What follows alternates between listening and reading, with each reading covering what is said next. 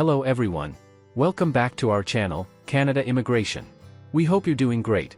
In this video, we're going to talk about the new Canada Study Permit Cap 2025 announced by IRCC.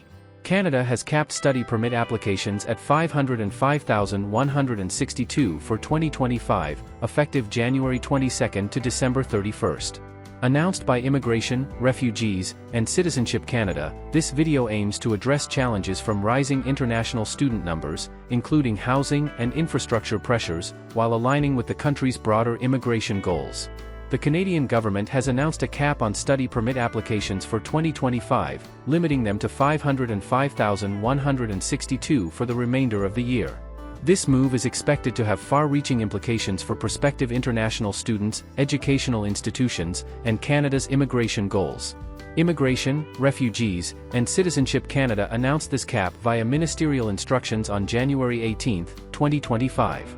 Effective from January 22 to December 31, 2025, this measure aims to regulate the growing influx of international students and address challenges associated with temporary residency. Under this policy, no further study permit applications will be processed once the cap is reached. Applications submitted beyond the cap will be returned without processing, and the associated fees will be refunded. Importantly, the cap applies to applications accepted for processing and not to the number of study permits that will ultimately be approved this year. This video explores the implications of this cap in detail, including exemptions, processing targets, and the broader impact on the Canadian International Student Program. Why has the Canadian government introduced this cap? The decision to cap study permit applications stems from the rapid growth of the Canadian international student population over the past decade. While international students contribute significantly to Canada's economy and diversity, their rising numbers have also posed challenges in terms of housing, infrastructure, and integration. By capping study permit applications, the federal government aims to manage the growing temporary resident population effectively, ensure the sustainability of resources and infrastructure, align with broader immigration goals outlined in the 2025 to 2027 Immigration Levels Plan. Who is exempt from the processing cap? Under the ministerial instructions, specific groups of applicants are exempt from this new processing cap. These exemptions ensure that certain categories of students and individuals facing exceptional circumstances can still pursue their education. The following groups are not subject to the cap: renewal applicants, individuals renewing their study permits at the same designated learning institution and the same level of study. Temporary resident permit holders, applicants subject to unenforceable removal orders who hold a temporary resident permit valid for at least 6 months. Applicants with special status, these include individuals who 1. Are sponsored by their Canadian spouse or partner through inland sponsorship. 2. Are recognized as protected persons. 3. Have applied for permanent residency and received an exemption order for a study permit. Are family members of the above categories? Exchange students, applicants participating in exchange programs at a Canadian DLI. Federal institution students, individuals applying to study at DLIs operated by federal departments or agencies. Scholarship recipients, students funded by Global Affairs Canada-administered scholarships for non-Canadians. Francophone pilot participants, applicants selected for the Francophone Minority Communities Student Pilot. Public policy applicants, individuals applying under public policies enacted by the Federal Immigration Minister in response to crises or specific pressures. Indigenous exemptions, applicants exempt from study permit requirements under the temporary public policy for Indigenous persons and their families. These exemptions highlight the government's intent to balance the cap with flexibility for specific cases, ensuring fairness and support for vulnerable or high-priority groups. Key differences: applications processed versus applications approved. It is crucial to distinguish between the number of applications processed and those approved under this cap. The 505,162 figure refers to the total number of study permit applications IRCC will process in 2025. This does not equate to the number of permits that will be approved. The process involves several layers. Application processing: IRCC accepts applications for review up to the cap limit. Rejection rate consideration: IRCC factors in historical rejection rates while setting the processing cap. Approval targets: the department sets annual approval goals, which may differ from the total number of applications processed.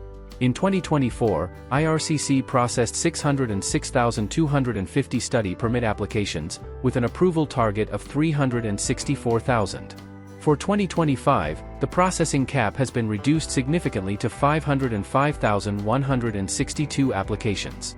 However, the exact approval target for 2025 has not yet been disclosed. Canada's 2025 to 2027 Immigration Levels Plan. The government's broader immigration strategy, outlined in the 2025 to 2027 Immigration Levels Plan, aims to balance the intake of international students with the Canadian infrastructure and economic capacity. According to the plan, Canada intends to welcome 305,900 new international students annually during this period. However, this number refers to new arrivals, not study permits issued within a year. Due to the time lag between permit approvals and student arrivals, the number of landings often differs from the permits approved. This distinction underscores the complexity of managing the Canadian International Student Program. Implications for prospective international students. The new cap introduces several challenges for international students planning to study in Canada. Increased competition. With a fixed number of applications being processed, competition for study permits is expected to intensify. Urgency in application submission. Students must act promptly to submit complete and accurate applications before the cap is reached. Uncertainty and delays. Delays in processing times and the potential for reaching the cap may create uncertainty for students and their families. Limited flexibility. Students who miss the cap will need to wait until the next application cycle, potentially disrupting their academic plans. To maximize their chances, students should submit applications early in the year. Ensure all documentation meets IRCC requirements.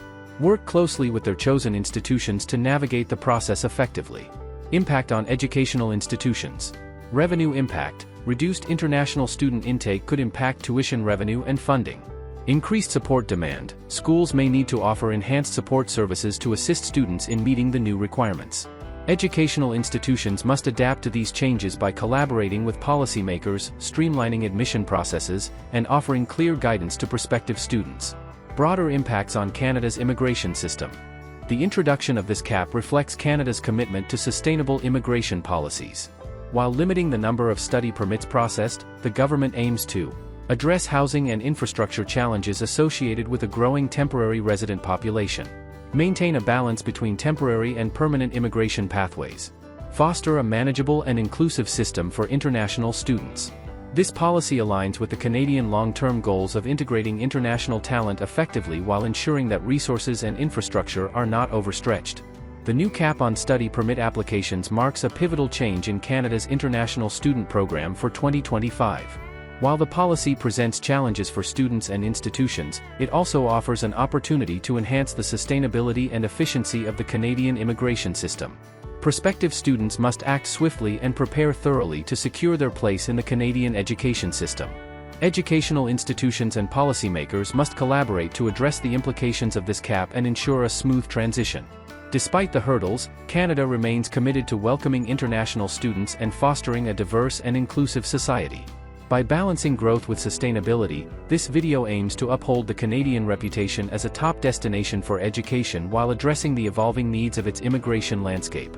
The cap reflects Canada's focus on sustainable immigration policies, balancing the benefits of international students with resource limitations. While it presents challenges for students and institutions, the measure aims to maintain Canada's reputation as a top educational destination while ensuring its systems remain manageable and inclusive. That is all for today, in this video. What are your thoughts on this? Please let us know in the comments section below. Thanks for watching the entire video. Hopefully, the information is useful to you. See you later, in the next video. Till then, take care.